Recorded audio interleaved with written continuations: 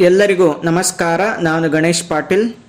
ಸ್ನೇಹಿತರೆ, ನಾವು Indian evidence act 1872 ಅನ್ನ ಸ್ಟಡಿ ಮಾಡ್ತಾ ಇದ್ದೀವಿ. ಈ ಲಾ ಆಫ್ ಎವಿಡೆನ್ಸ್ ಅನ್ನುವಂತಹ ಕೋರ್ಸ್ನಲ್ಲಿ ಬರ್ಡನ್ ಆಫ್ ಪ್ರೂಫ್ ಎನ್ನುವಂತಹ ಒಂದು ಟಾಪಿಕ್ ಬರುತ್ತೆ.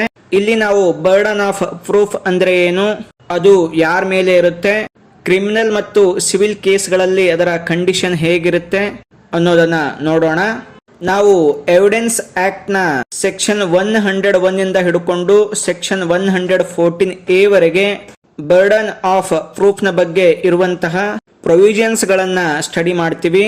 ಯಾವುದೇ ಕೇಸ್ ನಲ್ಲಿ ಅದು ಕ್ರಿಮಿನಲ್ ಆಗಿರಬಹುದು, ಸಿವಿಲ್ ಆಗಿರಬಹುದು, ಕೆಲವೊಂದು ಫ್ಯಾಕ್ಟ್ಸ್ ಗಳನ್ನ ಎವಿಡೆನ್ಸ್ ರೀತಿಯಲ್ಲಿ ಕೋರ್ಟ್ ಎದುರುಗಡೆ ಪ್ರೊಡ್ಯೂಸ್ ಮಾಡಲಾಗಿರುತ್ತೆ.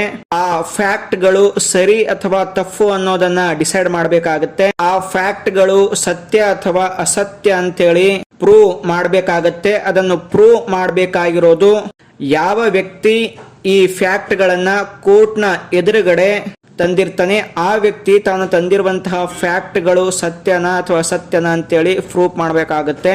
ಅಂದ್ರೆ ಮುಖ್ಯವಾಗಿ ಸತ್ಯ ಅಂತೇಳಿ ಪ್ರೂವ್ ಮಾಡಬೇಕಾಗತ್ತೆ, ಎದುರುಗಡೆ ಪಾರ್ಟಿಯವರು ಅಸತ್ಯ ಅಂತೇಳಿ ಪ್ರೂವ್ ಮಾಡಕ್ ಪ್ರಯತ್ನ ಪಡ್ತಾರೆ. ಸೊ ಈ ಪ್ರೂವ್ ಮಾಡುವಂತ ಒಂದು ಏನು ಜವಾಬ್ದಾರಿ ಇರುತ್ತೆ ಅದನ್ನೇ ಬರ್ಡನ್ ಆಫ್ ಪ್ರೂಫ್ ಅಂತೇಳಿ ಕರೆಯುತ್ತೇವೆ.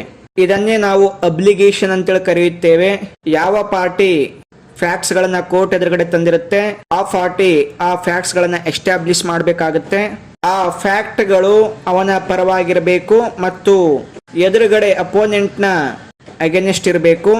ಯಾರು ಆ ಫ್ಯಾಕ್ಟ್ಸ್ ಗಳು ಸತ್ಯ ಅಂತೇಳಿ ಅಸರ್ಟ್ ಮಾಡಿರ್ತಾರೆ ಅವರು ಅದನ್ನ ಪ್ರೂವ್ ಮಾಡಬೇಕಾಗತ್ತೆ.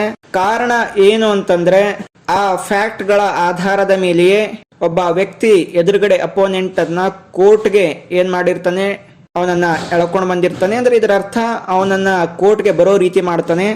ಈ ಕಾರಣದಿಂದ ಆ ಫ್ಯಾಕ್ಟ್ ಅನ್ನ ಆ ವ್ಯಕ್ತಿಯೇ ಪ್ರೂವ್ ಮಾಡಬೇಕಾಗುತ್ತೆ.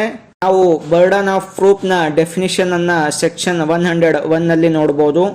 ಈ ಸೆಕ್ಷನ್ ನ ಪ್ರಕಾರ ಯಾವ ವ್ಯಕ್ತಿ ಕೋರ್ಟ್ ನನ್ನ ಪರವಾಗಿ ಜಡ್ಜ್ಮೆಂಟ್ ಕೊಡಬೇಕು ಮತ್ತು ನನ್ನ ಲೀಗಲ್ ರೈಟ್ ಅನ್ನ ನನಗೆ ದೊರಕಿಸಿ ಕೊಡಬೇಕು ಅಂತ ಹೇಳಿ ಕೆಲವೊಂದು ಫ್ಯಾಕ್ಟ್ಸ್ ಗಳನ್ನ, ಅಂದ್ರೆ ಅವನಿಗೆ ಸಪೋರ್ಟ್ ಮಾಡುವಂತ ಫ್ಯಾಕ್ಟ್ಸ್ ಗಳನ್ನ ಕೋರ್ಟ್ ನ ಎದುರುಗಡೆ ಇಟ್ಟಿರ್ತಾನೆ, ಅದನ್ನ ಅವನೇ ಪ್ರೂಫ್ ಮಾಡಬೇಕಾಗತ್ತೆ. ಸೊ ಇದನ್ನೇ ಬರ್ಡನ್ ಆಫ್ ಪ್ರೂಫ್ ಅಂತೇಳಿ ಕರೆಯುತ್ತೇವೆ.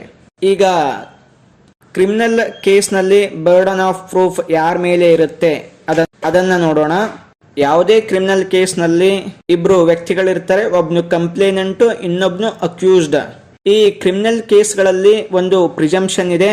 ಇನ್ನು ಅಕ್ಯೂಸ್ಡ್ ಪರ್ಸನ್ ಇರ್ತಾನಲ್ಲ ಅವನ ಅಪರಾಧ ಪ್ರೂವ್ ಮಾಡೋವರೆಗೆ ಅವನನ್ನ ಇನ್ನೋಸೆಂಟ್ ಅಂತೇಳಿ ಪ್ರಿಸಂಪ್ಷನ್ ಅನ್ನ ಮಾಡಲಾಗುತ್ತೆ. ಇನ್ನು ಕಂಪ್ಲೇನೆಂಟ್ ಸೈಡ್ ಪ್ರಾಸಿಕ್ಯೂಷನ್ ಇರ್ತಾರಲ್ಲ ಅವರು ಆ ಅಕ್ಯೂಸ್ಡ್ ನ ಗಿಲ್ಟ್ ಏನು ತಪ್ಪಿರುತ್ತಲ್ಲ ಅದನ್ನ ಬಿಯಾಂಡ್ ರೀಸನೇಬಲ್ ಡೌಟ್ ಎಸ್ಟಾಬ್ಲಿಷ್ ಮಾಡಬೇಕಾಗುತ್ತೆ.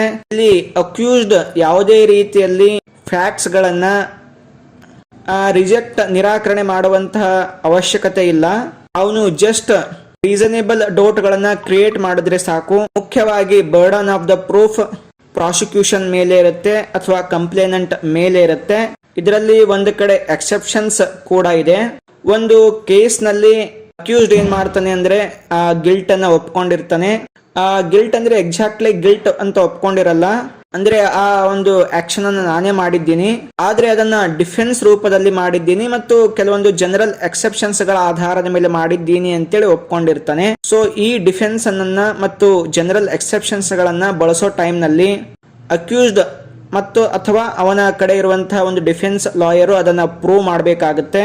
ಉದಾಹರಣೆಗೆ ಡಿಫೆನ್ಸ್ ಅವ್ರು ನನಗೆ ಹೊಡೆಯಕ್ ಬಂದಿದ್ದಾಗ ನಾನು ಅವನಿಗೆ ಹೊಡೆದೆ, ಎಕ್ಸೆಪ್ಷನ್ಸ್ ಗಳಲ್ಲಿ ನಾನು ಡ್ರಿಂಕ್ ಮಾಡಿದಾಗ ಹೊಡೆದೆ, ನಶೆಯಲ್ಲಿದ್ದಾಗ ಹೊಡೆದೆ, ಈ ಕೆಲವೊಂದು ಫ್ಯಾಕ್ಟ್ ಗಳನ್ನ ಈ ಅಕ್ಯೂಸ್ಡ್ ಪ್ರೂವ್ ಮಾಡಬೇಕಾಗತ್ತೆ.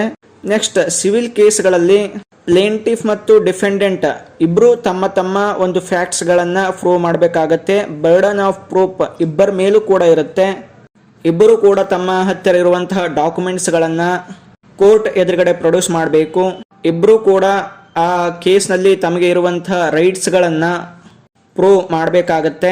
ಇಲ್ಲಿ ಕೇಸ್ಗಳು ಪೆಕ್ಯುನರಿ ಡ್ಯಾಮೇಜಸ್ಗೆ ಸಂಬಂಧಪಟ್ಟಿರುತ್ತೆ ಅಥವಾ ಯಾವುದೇ ಒಂದು ರೈಟ್ಗೆ ಸಂಬಂಧಪಟ್ಟಿರುತ್ತೆ. ಆದ್ದರಿಂದ ಇಲ್ಲಿ ಎರಡೂ ಪಾರ್ಟಿಯವರು ತಮ್ಮ ಡಾಕ್ಯುಮೆಂಟ್ಸ್ಗಳ ಮುಖಾಂತರ ಬರ್ಡನ್ ಆಫ್ ಪ್ರೂಫ್ ಇಬ್ಬರ ಮೇಲೂ ಇರುತ್ತೆ. ಯಾಕೆ ಈ ಕ್ರಿಮಿನಲ್ ಕೇಸಸ್ಗೆ ಡಿಫ್ರೆನ್ಸ್ ಅಂದಾಗ, ಕ್ರಿಮಿನಲ್ ಕೇಸಸ್ ನಲ್ಲಿ ಒಬ್ಬ ವ್ಯಕ್ತಿಯ ರೆಪ್ಯುಟೇಷನ್ ಹಾಳಾಗಿರುತ್ತೆ, ಅವನಿಗೆ ಫ್ರೀಡಮ್ ಇರೋದಿಲ್ಲ, ಅಂದ್ರೆ ಅವನಿಗೆ ಪ್ರಿಸನ್ ಅಲ್ಲಿ ಹಾಕಿರಲಾಗ್ತದೆ. ಮತ್ತು ಒಂದ್ಸಲ ಅದು ಗಿಲ್ಟ್ ಪ್ರೂವ್ ಆದ್ರೆ ಅವನಿಗೆ ಫ್ಯೂಚರ್ ಲೈವ್ಲಿಹುಡ್ ಇರೋದಿಲ್ಲ ಮತ್ತು ಅವನ ಒಂದು ಕ್ಯಾರಿಯರ್ ಜಾಬ್ಗೆ ಸಮಸ್ಯೆ ಆಗ್ಬಹುದು. ಈವನ್ ಕೆಲವೊಂದು ಕೇಸಸ್ ಗಳಲ್ಲಿ ಅವನು ಜೀವ ಕೂಡ ಹೋಗ್ಬಹುದು. ಸೊ ಆದ್ದರಿಂದ ಕ್ರಿಮಿನಲ್ ಕೇಸಸ್ ಗಳಲ್ಲಿ ಬರ್ಡನ್ ಆಫ್ ಪ್ರೂಫ್ ಪ್ರಾಸಿಕ್ಯೂಷನ್ ಮೇಲೆ ಇರುತ್ತೆ. ಸಿವಿಲ್ ಕೇಸಸ್ ಗಳಲ್ಲಿ ಜನರಲ್ ಆಗಿ ಇಲ್ಲದೆ ಯಾವುದೇ ತರಹದ ಸೀರಿಯಸ್ ಏನ್ ಇರೋದಿಲ್ಲ. ಕೇವಲ ಹಣದ ಮಾನಿಟರಿ ಹಣಕ್ಕೆ ಸಂಬಂಧಪಟ್ಟಂತ ವಿಷಯಗಳು ಮತ್ತು ರೈಟ್ಸ್ ಗೆ ಸಂಬಂಧಪಟ್ಟಂತಹ ವಿಷಯಗಳಿರ್ತವೆ. ಆದ್ದರಿಂದ ಬರ್ಡನ್ ಆಫ್ ಪ್ರೂಫ್ ಇಬ್ಬರ ಮೇಲೂ ಇರುತ್ತೆ. ಸ್ನೇಹಿತರೆ, ಇದು ಬರ್ಡನ್ ಆಫ್ ಪ್ರೂಫ್ ನ ಬಗ್ಗೆ ಒಂದು ಇನ್ಫಾರ್ಮೇಶನ್. ನೆಕ್ಸ್ಟ್ ವಿಡಿಯೋದಲ್ಲಿ ಇನ್ನೊಂದು ಟಾಪಿಕ್ ಬಗ್ಗೆ ಡಿಸ್ಕಸ್ ಮಾಡೋಣ. ಎಲ್ಲರಿಗೂ ನಮಸ್ಕಾರ.